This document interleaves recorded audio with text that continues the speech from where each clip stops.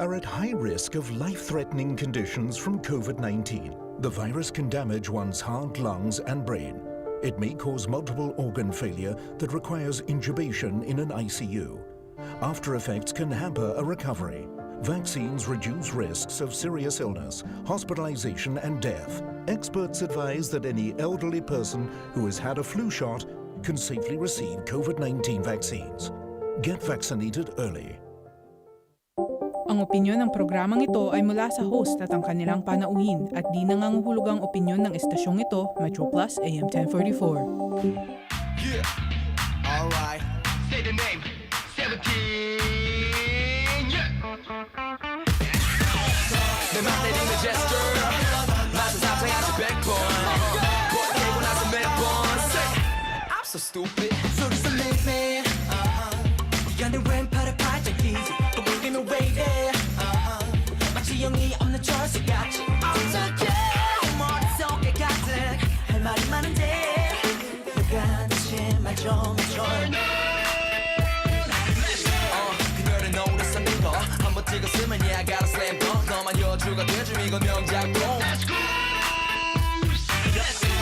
송대 빛이 젖힌 말 한마디 꺼내기가 왜 힘이 듭니까 아버지도 어머니께 이랬습니까 무뚝뚝한 내가 이젠 평소에도 널 걱정해 길을 걸을 때 baby 위험하니까 꼭 안쪽으로 걸어 잠깐 소녀야 절대 넌 다른 사람에게 녹지 마 내가 질투나잖아 잠깐 소녀야 지금부터 널 내 거라고 부를 거야 소심했던 소심한 girl 이제부터 나를 봐줘 my lady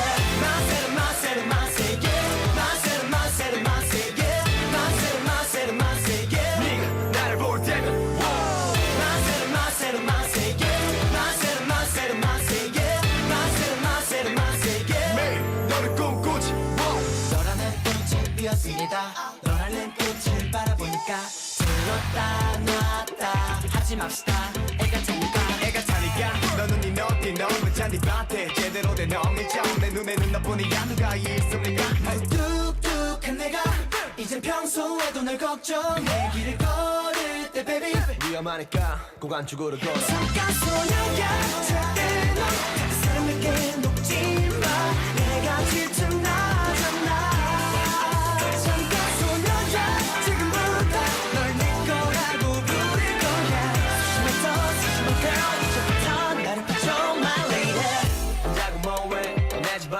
잠깐 나 올래 아무리 바빠도 너를 챙겨 어디를 가도 널 지킬 거야 꽃같이 신기면 이 부드러운 손에 깍지도 살며시 꺼볼래 girl girl 더 이상은 미친 소녀야 절대 너 다른 사람에게 녹지 마 내가 질투나잖아 잠깐 소녀야 지금부터 널 내 거라고 부를 거야 소심한 girl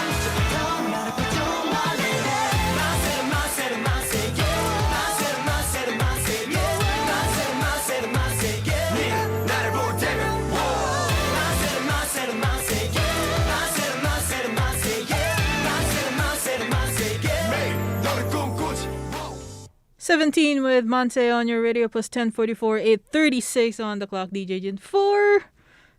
Well, that wasn't Tunog Pinoy, I guess. It's K-pop with DJ Jin on a Saturday. And it's a different kind of Saturday lately dahil makakasama natin on the other side on this cold Saturday, Kuya Mike with his updates around the city and syempre around the globe. Kuya Mike! Maraming salamat, DJ Jen, for our balita sa gabing ito. No? Hong Kong will allow fully vaccinated COVID-19 patients undergoing isolation at home or isolation facilities to leave the premises after testing negative consecutively on the 6th and 7th day. So isang linggo on the 6th, negative, on the 7th, negative, then you're out. Yet, recovered patients discharged from hospitals will need to undergo self-isolation for 14 days before they are set free. Meanwhile, the flight bans covering the 9 countries, including UK, US, France, the Philippines, and Pakistan, will be extended from March 4th all the way till April 20th. In the daily coronavirus briefing, Secretary for Food and Health, Sophia Chan, said Hong Kong's COVID tally stood at 94,056 as of Friday, and the daily caseload has skyrocketed from 19 cases on December 31st, 2021 to 10,010 cases yesterday. Today, Hong Kong hit 17,063 confirmed cases on Saturday, pushing the tally to 111,119. Despite the exponential increase in the infection numbers, Chan said that the government will insist on the early discovery and early quarantine strategy to cut off transmission chains in the communities. Regarding the lack of quarantine facilities, Chan noted that units in quarantine facilities will be reserved for the most needy. Patients, depending on their conditions, will be admitted to hospitals and allocated an isolation bed. To community treatment facilities like Asia World Expo or to community isolation facilities, including Penny's Bay Quarantine Center and hotels, Chan noted. As for the arrangements for replacing PCR testing with rapid antigen kits, Chan stressed that it only applies to the compulsory testing notice or CDN as in government gazetted. Anong ibig sabihin nito? Yung PCR testing rapid lang para lang dun sa pag meron ho kayong compulsory testing notice. Ibig sabihin nun, yung meron kayong notice doon sa Leave Home Safe app, pwede ho kayong gumamit ng PCR test. Residents living in buildings that are locked down, restriction testing declaration as in government gazette will need to undergo PCR testing. Chan continued that the government is still studying to carry out the compulsory universal testing, and experts from the mainland have offered their suggestions as well. So, as of today, yung supposedly compulsory testing na sinasabi na mag-uumpisa sa March 1st, nakatenga muna siya habang sinisigurado po nila na maiayos ito or maaari ding hindi na ituloy, no? So nakatenga muna yan temporarily. We'll let you know more about that. Ulitin lang po natin, the number today is 17,063 confirmed cases on Saturday, pushing the total number since January to 11,000 or 111,119. If you remember right, kulang-kulang na 20,000 lang po tayo sometime late December. So tumaas po tayo ng almost 90,000 in just about a little bit over than 2 months. Sa iba pa nating mga balita, ayon sa Center for Health Protection Edwin Choi, yung reports nga na lumabas, di ba, na 17,063. Ang bilang po niyan, 17,057 are local cases and 6 imported cases. He added, cases have been detected at 50 more elderly homes. And so far, the coronavirus has hit 470 care centers across the city, involving 1,943 residents and over 600 workers. An outbreak cluster with more than 10 cases reported has been located at 70 elderly homes. Hospital Authority Chief Manager for Quality and Standard Lau Ka-hin reported 66 deaths in the past 24 hours, including 39 men and 29 women aged 19 to 101. Among them, only 8 people have received at least one dose of vaccine, and 61 were elderly people aged 65 and above. As of the other 5 younger patients, 3 of them lived in care homes, including the 19-year-old woman and a 41-year-old man who suffered from chronic disease. The figures also include patients who suffered from stroke or has cancer. Lao reported 22 deaths, age 68 to 101 between Sunday and Thursday as well. So far, the 607 infected patients have passed away in public hospitals. 40 patients are now in critical condition, while 97 are in serious condition. The percentage of isolation beds occupied is 91%, as 293 people were discharged from hospitals on Friday. Pre admission testing revealed 40 more cases, and 90 non COVID patients were listed close contacts. The infected tally of the hospital stands at 2,326. Meanwhile, the director for fire service, Joseph Lung, said citizens who test positive with mild and no symptoms not to call for ambulance or visit hospitals' emergency rooms, so that very limited medical resources could be allocated to those who are truly in need. As of Saturday, the number of available ambulances has dropped by 30% from a total of 260 down to 182 after 268 medics tested positive and 410 others were listed close contacts. A total of 650 cases are still waiting for an ambulance as of 4 p.m. today, and the longest waiting case has been has seen rather no ambulance for 26 hours. Wow. Bigat nun, ano?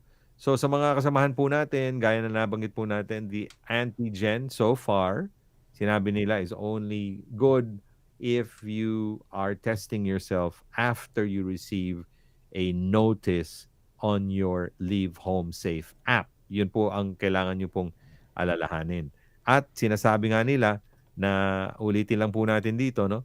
Hong Kong will allow fully vaccinated COVID-19 patients undergoing isolation at home or isolation facilities to leave the premises after testing negative consecutively on the 6th and 7th day. So, kinakailangan, anong pinakinakailangan dito? DJ Jin, kailangan sila ay fully vaccinated. Ibig sabihin nun, at least 2 vaccines na nakuha nyo in order for you to stay at home, no? Stay at home, and if you are in the isolation facility na after matapos po ng 6th and 7th day nyo na lumabas pong negative, okay na kayo. You can go out. Para naman dun sa mga pasyente po na nanggagaling po sa ospital, you have to undergo self-isolation for 14 days before or bago po kayo kumbaga go on with your regular chores. Ayan. Yan po ang ating balita sa araw na ito. Gusto ko lang po paalalahanan dun sa mga sumusunod po sa ating regular and daily rosary. Huhinto pa yung daily rosary natin starting March 1st. March 2nd, March mag-uumpisa 2nd. po yung... Ha? Mag Hindi. March magko-continue hanggang March 1st. Oo. Okay. Sabi ko nga, last day na yon. Last Tapos, day na yun. mag-uumpisa po yung Station of the Cross, March March 2nd. 2nd. Babalik po yung ating rosary after the Lenten season na. So, after Easter na. After Easter na. Wow. Bilis, no? Okay? Lenten season. So, yan na po yung tayo. mga balita po natin sa araw na ito. We continue po sa inyong bigay po natin ng information sa ating mga taga-OWA regarding dun sa inyong self-isolation, whether this is regarding just to inform OWA or gusto nyo pong malinawan kung kayo po ay eligible doon sa kanilang ayuda na $200. Binabanggit po sa atin na ifo-forward daw dapat sa mga emails. So ang gagawin po natin dito, kasi alam ko naman na malaki pa ring bahagi ng ating community ang hindi pa po or walang active email. So ang gagawin po natin, you can still continue going through our chatbot. We will get and collate all your information and we will send it siguro in batches, no? Sa mga kasamahan po natin sa OWA para mas lalo nilang kumbaga, mas madali nila supposedly mas sort out yung bilang ng mga OFWs para doon sa kanilang care assistance doon sa mga tinamaan po ng COVID. I think that's about it for Saturday. Sa araw na ito. Huwag niyo kalilimutan, it's DJ Jin all the way till 11 o'clock para sa ating Tunog Pinoy and Mic Power check. Hits. Power Hits. Handog po yan sa atin ng mga kasamahan po Star natin Music. sa Star Music. So antabayanan niyo po, yan muna ang ating mga balita. If you have any inquiries and you need someone to sort of talk to, ang ating programa po is open. Huwag niyo kalilimutan. We're open through our chat bot by going through our Facebook page, facebook.com/Pinoy Tayo Sanman. Click the send message and we're there. And kung hindi naman, you can actually send us a WhatsApp at 6641-8811. 6641-8811. Ingat po May kayo, no? nagtatanong pala muna. Olive, paki-clear lang tong question mo ha. Kasi ang tanong niya, ask ko lang ba po, meron bang flight sa April? Okay. So, if I may, kasi I don't understand what your flights are. Is it flights coming to Coming Hong Kong here or going flights back to the from Hong Kong Philippines? to Manila? Oo. If you're talking about flights from Hong Kong to Manila, that continues. Now, Yes. meron nagtanong sa akin kanina whether may mga postponement, no? Napopostpone yung mga flights or it's moved to another date or yun po yung mga questions. Ang masasabi ko lang po sa inyo, get in touch with your respective airline to make sure that your flights are going to continue. Now, abiso ko lang po sa inyo, okay? Because there's, as like Sir Dan Reyes said yesterday, and ako mismo naka-experience today, okay? Please bear in mind that there is a risk, okay? May risk po na sa mga kababayan po natin who wants to go back home either for a long vacation or, let me repeat it, or for good na, di ba kukuha po kayo ng swab test supposedly 48 hours before the flight. Tandaan nyo lang po ito ha, yung 48 hours sa flight, make sure lang po na wala ho kayong nararamdaman before you take the swab test. Sabi nga ni Sir Dan, ako mismo saksi, marami po sa inyo ang no-offload because you are COVID positive. Okay? So, maaring makapagdi-delay po ito ng flights to take off. Okay, Olive, flights po going back to Manila. Yes, meron po. Pabalik dito, wala po. And it will still be under review after April 20th. Yes. Okay? So yun po. That's the sort of updates po natin sa araw na ito. And you have a pleasant weekend. Again, if it's not important, I suggest stay home. The number is not, it's not an overcount. It is the real number. Today, over 17,000. Ingat na po kayo if you're going out. If you don't have much choice but you have to go out for certain reasons, ingat lang po. Yes. If you can stay the least time that you stay outside, the better it is. Maraming salamat po. Thank you. I'll see you again tomorrow. No, I'll see you tomorrow around this time. Not with DJ Jin, but with myself na lang tomorrow. And then we'll see you again full week next week. Ingat po kayo lahat. God bless. Love you. Bye. Thank you, Mike. And thank you, Kuya Mike, sa kanyang updates, of course, sa mga kaganapan dito sa Hong Kong and sa mga sa pagsagot ng inyong mga katanungan. Ang tanong ni Ophelia, ask ko lang po anong oras ang Station of the Cross? Same time po ba ng Holy Rosary? Ang Station of the Cross will be earlier at 7 a.m. We will post a reminder within the week before mag-start siya para mapaalalahanan kayo na mag-start na tayo ng Station of the Cross. Alright? And hello din po sa ating mga kasama on Facebook and on YouTube. May tanong dito. Sabi ni Tara, papaano po yung sa Pilipinas na flight ban? Patapos na po yung visa, di pa makabalik. Send us a message, Tara. Send us a message privately para masagot natin yan. Alright?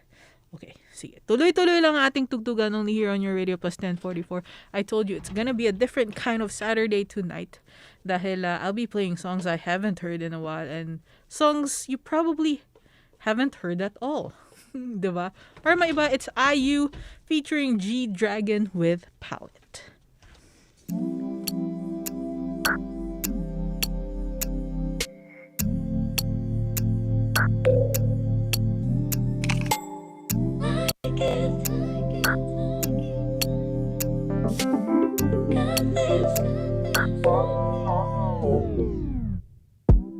이상하게도 요즘엔 그냥 쉬운 게 좋아.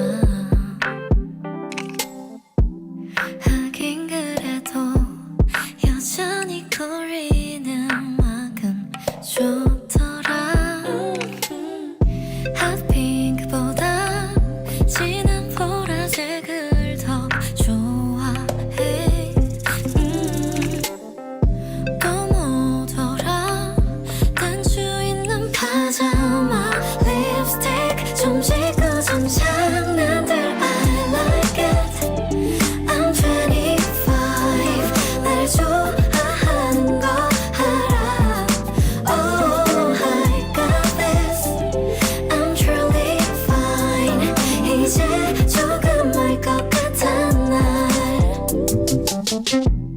긴 머리보다 반드시 자른 단발이 좋아.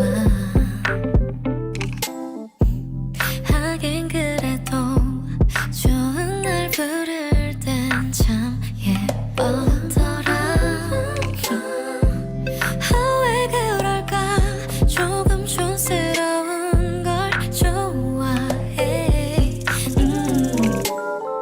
그림보다 빼곡히 채운 팔레트 일기 잠들었던 시간들 I like it.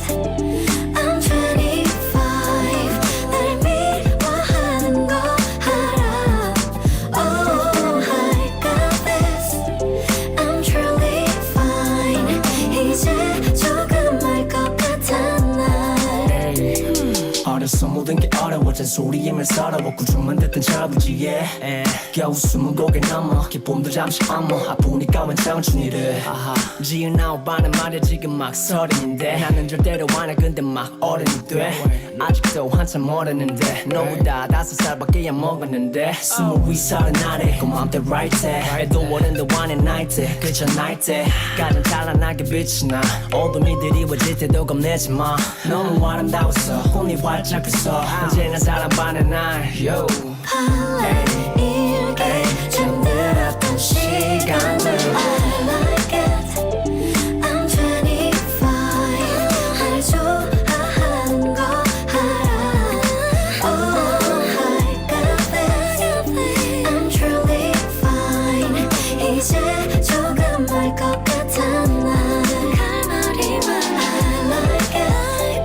I'm 25 날 미워하는 거 알아. Oh I got this. I'm truly fine. 이제 조금 알 것 같아 날. IU featuring G-Dragon with Palette on your Radio Plus 1044. It's 10:56 on the clock. DJ Jin on this wonderful, lovely Saturday night. Ayan. Hello po sa inyong lahat. And thanks again for joining me. This is the first 30 minutes ng ating programa tonight. Hi kay Shalene, kay Lovely, kay Jilma, kay Lerma, kay Anna, kay Jessica, kay MJ, kay Elizabeth. We got Scarly Pines, Elizabeth Anacleto, Tita Alpha, Miles, Tito Josie. We got Beth Palumayan from K-Town, Milagros Mijares, Lovely Gabrines, Juliet P.I., Mabel Salazar, Juliet Vega, Dolly Sopranos, Tita Eves. Hi kay Mabel Salazar.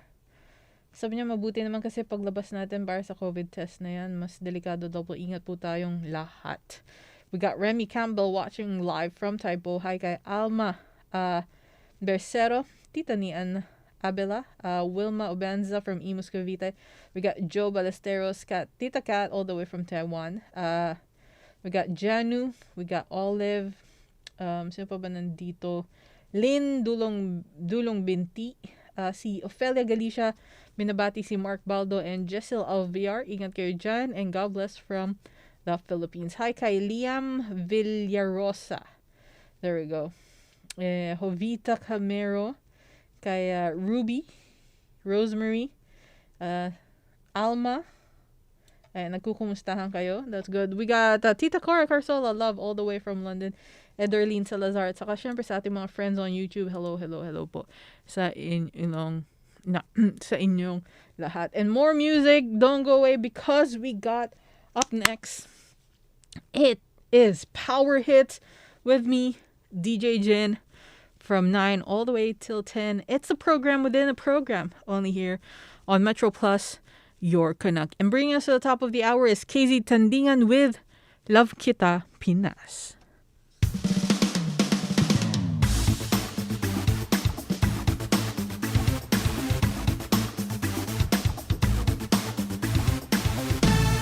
Kaya pang magbago, may magagawa pa tayo. Sumali at makialam para sa ating bayan. Isigaw mo, Love Kita Pinas. Kaya magparehistro para makaboto para sa bukas natin to. Love Kita Pinas. Atin ang isulong pagbabago Pilipino. Kaya natin to. Isigaw mo, Love Kita Pinas. Kaya magparehistro para makaboto para sa bukas natin to.